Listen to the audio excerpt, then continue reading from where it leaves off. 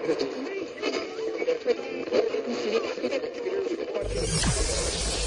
ready for unique, rare, and little-known treasures from the golden age of radio. You're listening to The Amazing World of Radio with Adam Graham. Welcome to The Amazing World of Radio. From Boise, Idaho, this is your host, Adam Graham, and I want to welcome you to this new series. It is a special, limited 6-week summer series brought to you by the support of my Patreon supporters at patreon.greatdetectives.net. My regular podcast is at the Great Detectives of Old Time Radio, greatdetectives.net, and we also do the Old Time Radio Superman show. And you can check out my previous podcast, The war.greatdetectives.net. During the course of the next 6 weeks, our initial series will bring you a variety of programs of music, comedy, and drama. Most of these are lesser known, lesser heard programs that are off the beaten path, but we remember them and we enjoy the rare fun they offer. Of course, we're going to start off with a series that most people have heard of, or most people into radio, and that is The Whistler. The Whistler came to radio in 1942, and it continued to air until 1955. It featured strange stories, crime, and dishonesty. Yet in the typical Whistler story, the evildoer was undone by something they had forgotten, a little detail that does them in, a twist in the tale. Usually you would go to commercial thinking that they'd gotten away with it, only to find out how they slipped up. However, The Whistler was primarily a West Coast program. It was sponsored by the Signal Oil Company, and it was only aired on CBS in the West, except for a couple of seasons when it did get national airtime, but it was still all produced on the West Coast. Except there was another version of The Whistler that aired in Chicago. It was a Whistler series made in the city of Chicago with local talent from that city. So we're going to bring you this rare Chicago-based episode of The Whistler. The original air date, September the 8th, 1946. And the title is A Brief Pause for Murder. Whistle is your invitation to another Meisterbrow mystery drama presented by The Whistler.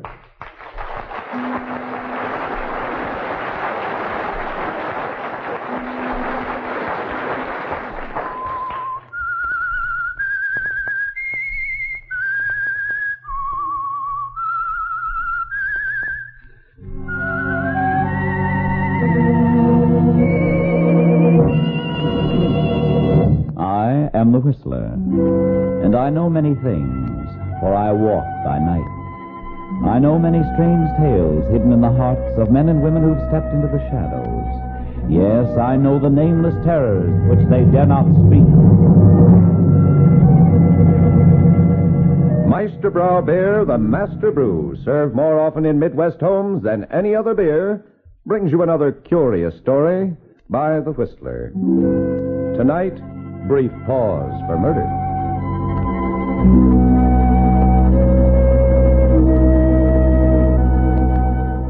Roger couldn't recall the exact moment when it ceased to be a thrill to beam brightly at a microphone and announce, "This is Roger Wixon bidding you good night."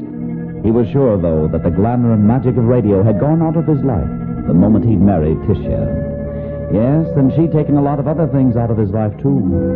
Things like pride and confidence and self-respect.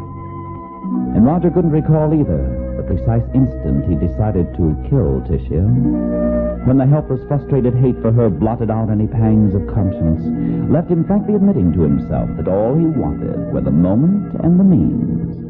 Of course, there was no plan in his mind on the night of the dance at the country club. No plan, just a decision. He'd come home first, after leaving her there with Trent Crandall, and had sat alone in the living room, patiently waiting for her. It was after 2 when the door opened, And she called back to Trent. Good night, Trent, darling. Thanks for the buggy ride. Well, Roger, you waited up for me. How sweet of you. Not at all. Just catching up on my reading here. Oh, reading Trent's new book. He'd be so flattered, darling. Had to fall back on something simple. Started on the Rover Boys, but I got stuck on the big words. That's why you waited up, isn't it? You thought of a clever remark all by yourself, and you wanted me to hear it. I only wanted to tell you, Tisha, that I think you're being very stupid. You mean about Trent? It makes no difference to me if you want to play footy with the town's most distinguished visitor. But our fellow citizens have a way of talking, you know. If you're implying that I'm Trent... not implying anything. Well, why don't you join us some evening? Play chaperone. Trent Crandall is a celebrity, Tisha, and whatever he does is news. If it got back to his wife, she might possibly misinterpret. She just might assume there was more to your association with Trent than a healthy interest in his books. There is? I love him. And it doesn't concern Mrs. Crandall. The moment she's on her way to Reno. I see. And of course it doesn't concern me either. Shouldn't. When the divorce is granted, I'll be leaving you, naturally. Ah, there it is again. What? Facial expression number 2A. The inscrutable smile. You were wearing it at the club tonight. Rather expected to see the other one. Patient suffering, I believe it is. Good night, Tisha. You're glad I'm leaving you, aren't you? That's why you smiled. Maybe. Of course, you'll have to get along without my money. I said good night, Tisha. Just good night? No recriminations? You know, I couldn't sleep a wink if I thought you were brooding over something. Why, of course not. You were brilliant tonight, Tisha. I enjoy being sneered at in front of a room full of people. And it was an inspiration, you calling Mr. Gladney, the man I work for, the program director of a peanut whistle. He's an incompetent, offensive stuffed shirt. Why shouldn't I tell him so? Very well, Tisha. Is that all? That's all.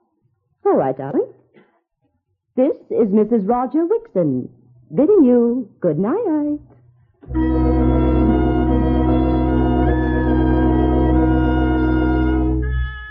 So Tisha leaves, and you sit alone in the living room thinking. You've discovered a very important thing, haven't you, Roger? The reason you'd given yourself for wanting to kill her is gone. She's going to leave you of her own accord and marry Trent Crandall. But it doesn't seem to make any difference, does it? Nothing matters, not even her money. You're going to kill her because you hate her. That's all the reason you need. But how, Roger? How?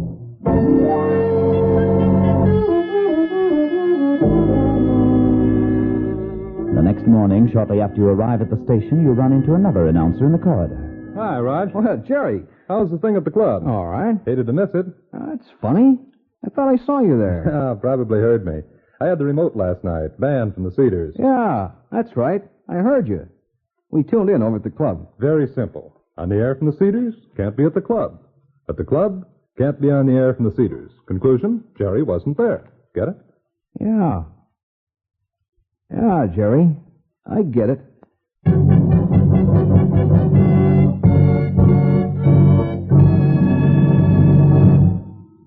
See what a hard life we radio announcers lead? Well, it can't be helped. The show must go on and all that sort of thing, you know. But honestly, radio announcing is a lot of fun, especially if you have a much-talked-about product like Meisterbrau beer to discuss. You see, the nice things we say about Meisterbrau beer are just the same things that folks are saying every day about this famous master brew. For instance, when we tell you that Meisterbrau beer is better 4 ways, better taste, better head, better body, and as a result, better value, well, that's exactly what Meisterbrau drinkers said about their favorite beer when they were interviewed recently by an independent research organization. Yes, Meisterbrau, the beer that's better 4 ways, always. So, friends, remember golden good Meisterbrau beer next time you're thirsty. You'll find the pleasure is all yours when yours is Meisterbrau beer. Now, back to the Whistler.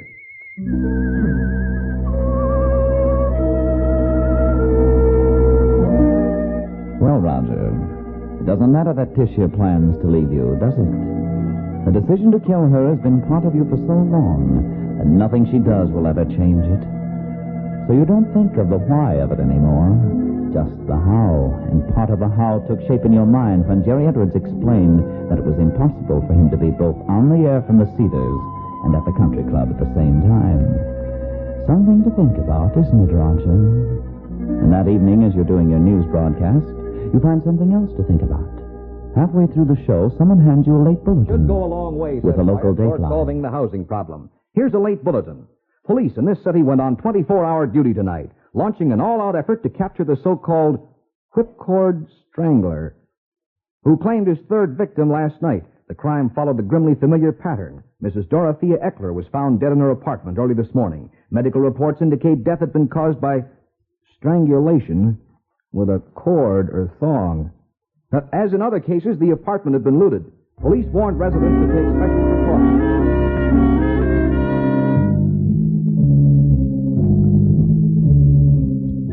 You hope your listeners will attribute that catch in your voice to revulsion at the horrible crimes. But it's something quite different, isn't it, Roger? Another part of the how. You've decided now that Tisha will die in a way that will point to the whipcord strangler as the only suspect the very moment you are broadcasting from the studio. It'll have to be a recording, of course.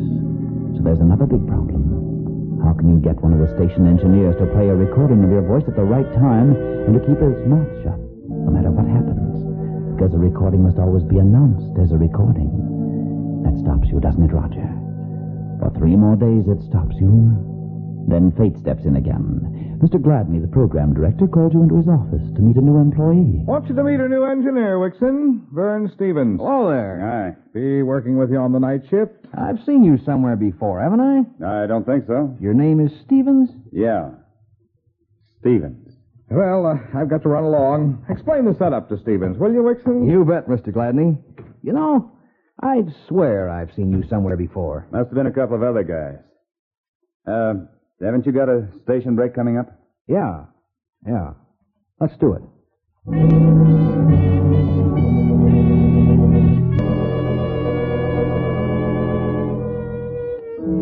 As you give the station's call letters and the time signal, you watch the new engineer through the glass of the control room.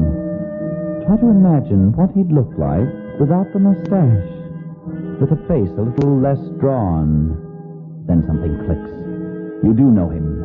6 years ago at another small radio station in the Midwest. You cut off your mic, and the smooth voice of the network announcer booms from the loudspeaker over your head, introducing a program of dinner music. When you re-enter the control room, Stevens is showing elaborate interest in the dials on the instrument panel before him. Say, Stevens. Yeah? I'm sure we've met before. I don't know. There are lots of faces like mine. Not exactly like it. Huh? You just might be a guy I used to know at WSLR.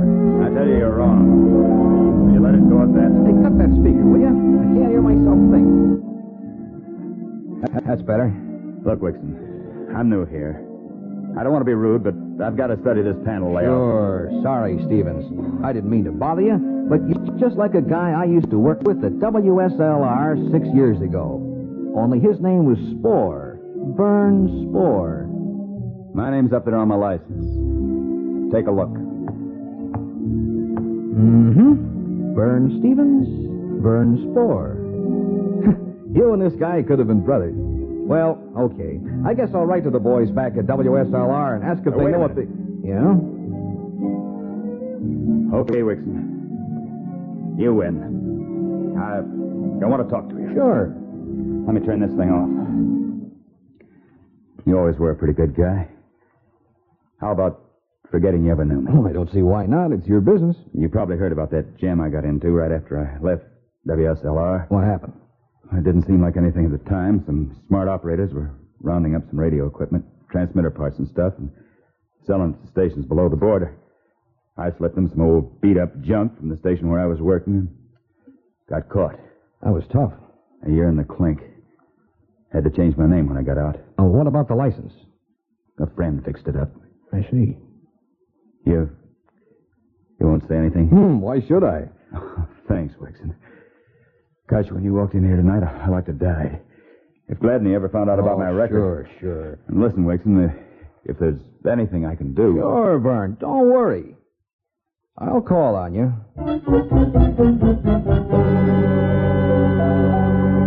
So that's all there is to the how, isn't it, Roger? Stevens is your man, and he'll play ball anytime you ask him. All that remains is when. And you can name your time, or at least that's what you think, until late that evening when you arrive home to find Tisha talking on the phone to Trent Crandall. Why, of course, Trent, darling. Anytime you say. When? Day after tomorrow. Oh, that doesn't give me much time to get ready. Roger.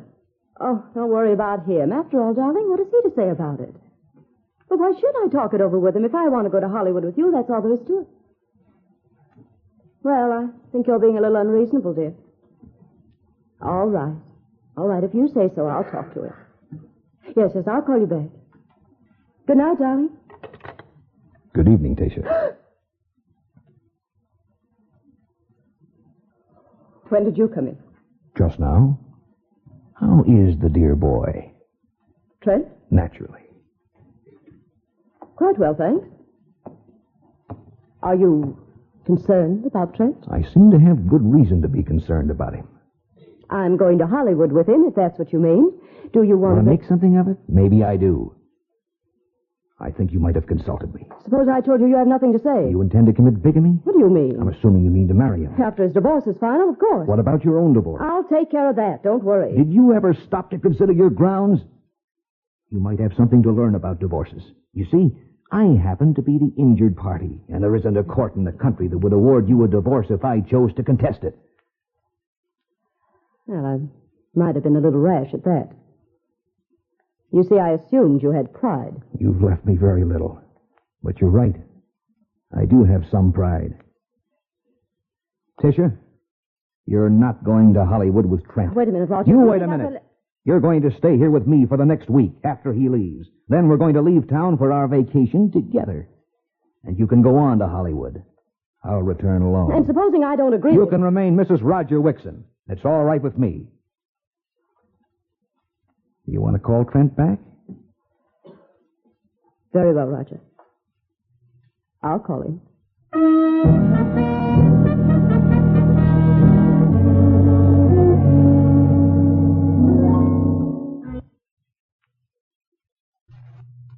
Yes, Roger. It's important that Tisha stay with you, for the moment at least, until the when is settled, of course. And a week should give you enough time, shouldn't it? The answer to the when comes unexpectedly the next evening, when Lieutenant Krasner of the police department comes into the station to ask a favor. Mind if I interrupt you for a minute, Mr. Wixon? Oh, hello, Lieutenant. Not at all. Come on in. Thanks. Just been talking to Mr. Gladney. He suggested I see you about some announcements on the police benefit next week. Thought maybe you'd do them for us. Well, sure. Be glad to. When do you want them to start? Tonight, if you can. Let's see, I got them right here. Oh, tonight? That's pretty short notice. The schedule's pretty full. Here they are. Yeah, I know throwing you a curve, but as you probably see by the papers, we've been a little busy these days. Oh, you mean the Strangler? Yeah. It's been pretty rough. Pretty rough guy. Yeah. Your wife home alone while you're working here? Yes. Tell her to keep the windows locked. That's the way the guy gets in. Oh, now, Lieutenant, you Nobody knows where you'll strike next. And it doesn't pay to take chances. Got any leads? A few. I got a hunch or two. I think we'll get them. I hope so. Yeah. What about the announcement? Well, now, let me check the schedule. Here we are. First time we can give you is a station break at 10 tomorrow night. Is that soon enough? I guess it'll have to be. Can you do it yourself? Yes. It'll be on my shift. Thanks a lot, Wixon. I'll tell the boys at the station. We'll be listening.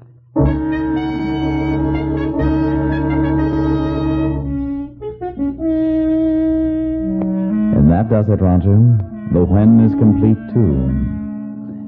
Police Lieutenant Krasner is going to hear you read that announcement tomorrow night at 10 o'clock, along with his friends down at headquarters. And who could ask for a better alibi than that?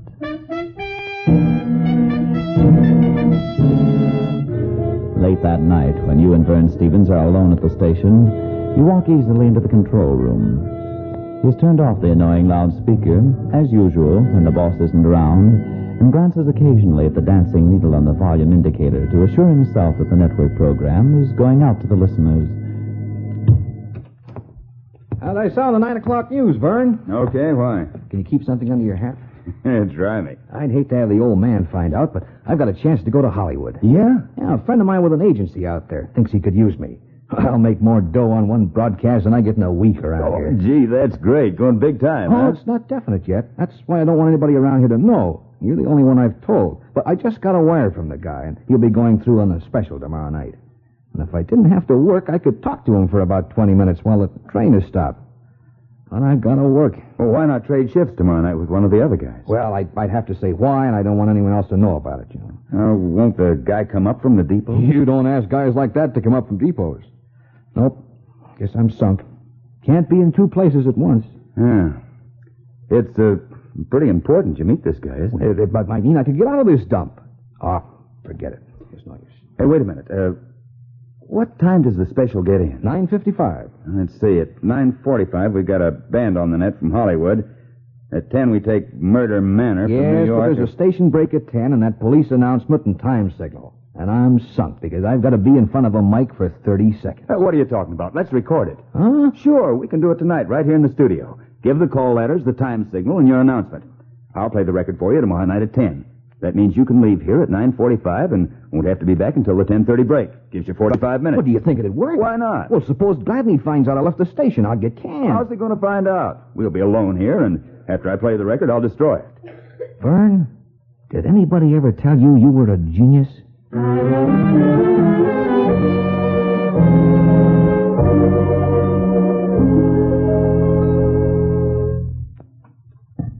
Well, there's your mic. You all set? Yep. Got your copy? Yep, right here. Okay, we're ready. I'll cue you from the booth. Right.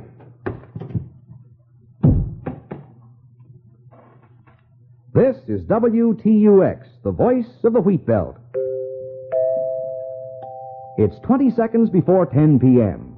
Friends, here's a chance for you to show your appreciation. Cut. Hold it. What's the matter? Just got an idea. I started over and purposely make a mistake and then correct it. Mistake? Why? Simple.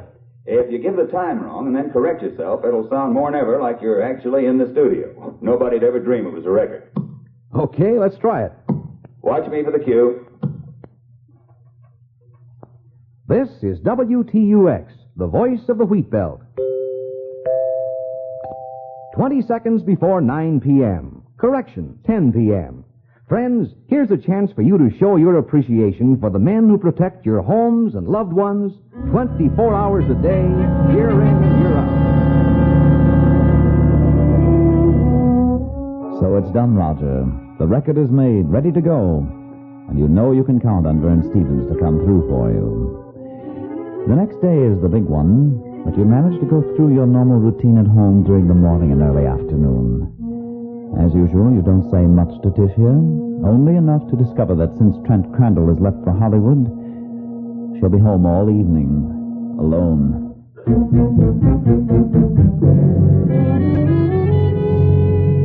At 9:30 that night, you call Lieutenant Krasner at the police station. Just thought I'd remind you, Lieutenant, your announcement goes on in half an hour. Yeah, I think it'll do the job. At 9:45, you give the station call letters and start out of the studio.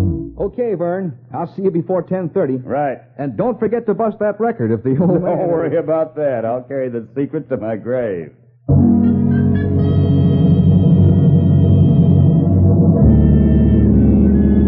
You're careful to take the back streets home, keeping well within the speed limit. There's only one person in the world who'll know you're going to be in two places at the same time tonight, and you know Vern Stevens won't talk no matter what he suspects. It wouldn't be healthy for a man with a prison record to expose himself to suspicion as a possible accomplice. 10 minutes later, you've left your car in an alley and walk up to the back door of your apartment. You reach in your side pocket. Yes, the leather thong is there, ready to go.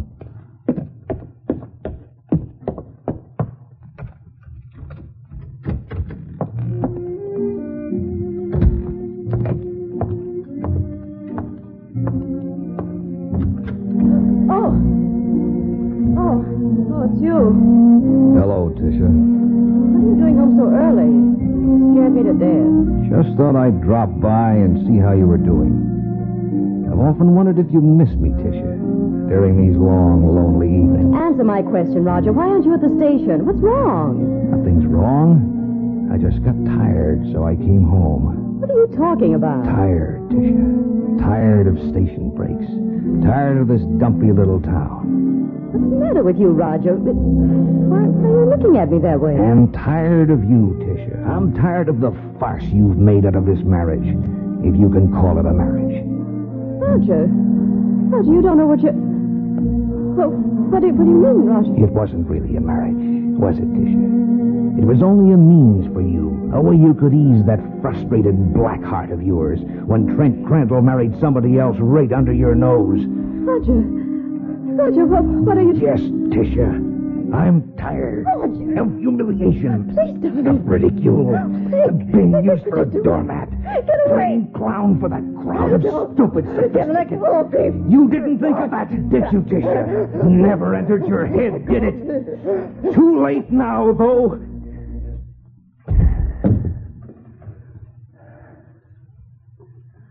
Too late.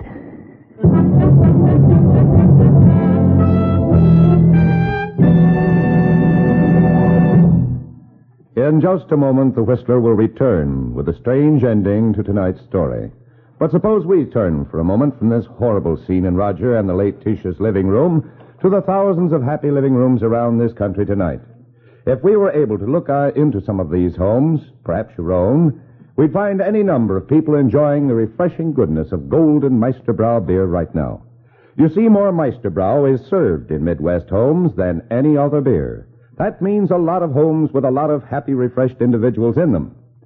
Now, in case you haven't enjoyed sparkling Meisterbrau beer at your house for quite a little while, why not lay in a supply of this famous Master Brew, the beer that's better 4 ways? With golden good Meisterbrau beer in the house, you're always set for that evening of refreshing entertainment, either for yourself or for those friends who drop in unexpectedly. Yes, you'll find that the pleasure is all yours when yours is Meisterbrau beer. Now, back to the Whistler.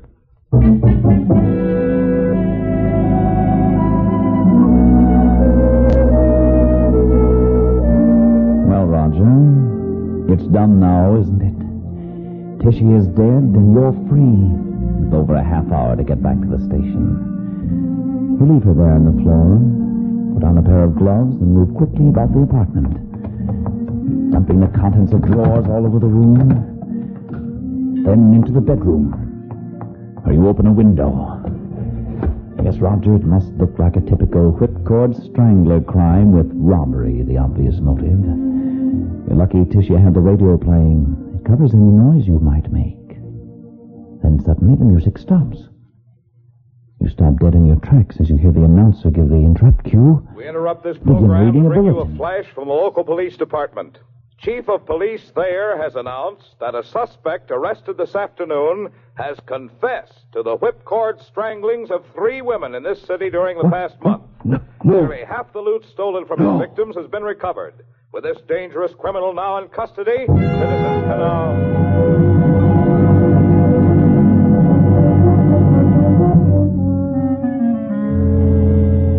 With a frantic gasp, you turn the radio down. This is something you hadn't counted on, Roger. One of your alibis is gone. The fall guy is in custody. You stare at the littered room, wondering if you have time to restore the place to order. No time for that. The other alibi. That's the one you'll have to depend on now. You rush back to the radio.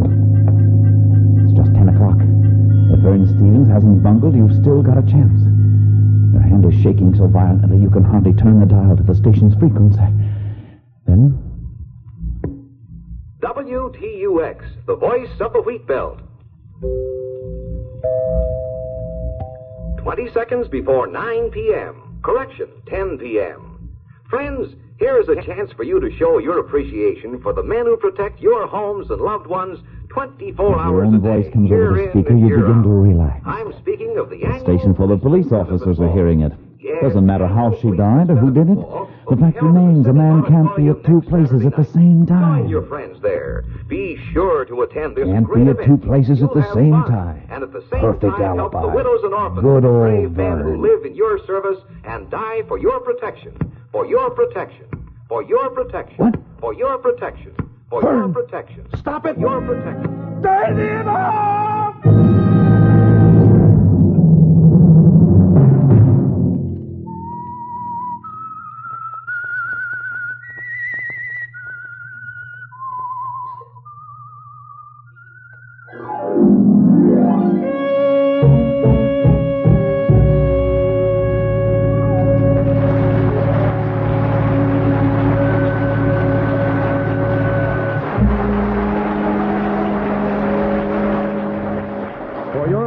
Pleasure, the Peter Hand Brewery Company of Chicago, brewers of Meisterbrow beer, bring you the strange tales of the Whistler on the station every Sunday night at 9:30. Next week, another exciting story by the Whistler. Tonight's story was produced by Sherman Marks with music conducted by Hunter Kaler. Tonight's story starred Fay Flynn as Roger, Beverly Younger as Tisha, Ken Griffin as Stevens. All characters portrayed in tonight's episode are imaginary, and any similarity to persons living or dead is purely coincidental. If you would like to be in the studio audience, address your request for free tickets to radio station WBBM, Wrigley Building, Department A, Chicago 11, Illinois. And by the way, the latest thrilling Whistler movie, The Mysterious Intruder, starring Richard Dix, is now showing at the LaSalle Theater, Madison at Clark. Be sure to see it.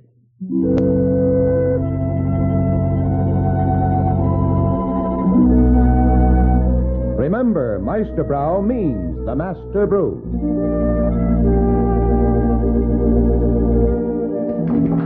This is the WBBM Air Theater, Wrigley Building, Chicago. Welcome back.